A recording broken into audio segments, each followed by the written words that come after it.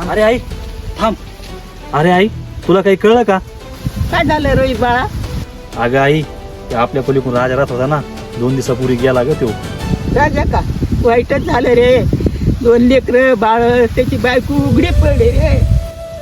चल रोहित बाळा आपण त्याला भेटून येऊ रे. चला.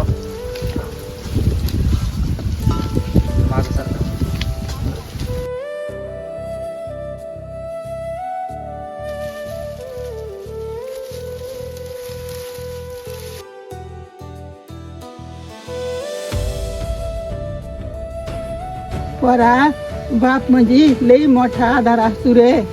ज्याला बाप नाही ना त्यालाच किंमत कळत असती रे. अगं आई हेच नाही, रात्रभर दारू प्यायचा, पोरा बाळाला मारायचा आणि काय तर म्हणे लय आधार झालाय. बरं झालं मेला, रात्रभर पोराला मारित होता आणि घराच्या बाहेर काढत होता आणि काय तर म्हणे लय आधार आहे. पोरा असं कसं म्हणतो तू? बापाचं छप्पर घरावर तर आहे ना. आणि हा पोरा जवळ बाप असतो ना तवर लय वजन असतंय. आजी बाप कसा का असाना पण बाप पाहिजे. आजी पप्पाला जाऊन 2च दिवस झाले. कोणी दरवाजा वाजित तर कोणी पत्रावर दगड टाकीत. आजी आम्ही दोघं लय घाबरून जातोय. आजी पप्पाला जाऊन 2 दिवस झाले पण डोळ्याला डोळा लागाना. पाहिले का रोहित? पावसाळ्यामध्ये पत्र वाजत आहेत आणि उन्हाळ्यात पत्रे तापतेत म्हणून त्याचा त्रास होतो.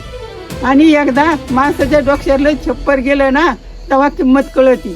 ते कसा का असा ना बाप तर बापच असतो.